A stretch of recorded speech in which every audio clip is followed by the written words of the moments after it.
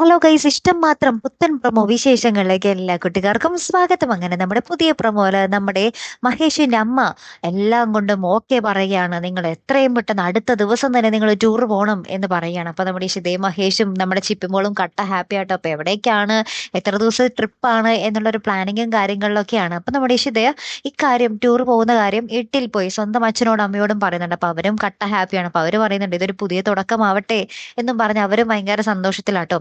അപ്പത്തേക്കും നമ്മുടെ മഹേഷിന്റെ അനിയത്തി പെങ്ങളാണെങ്കിൽ എന്തെങ്കിലും കുത്തിത്തിരിപ്പുണ്ടാക്കി ഈ ഒരു ട്രിപ്പ് മുടക്കണം എന്നും പറഞ്ഞിങ്ങനെ നടക്കുവാട്ടോ.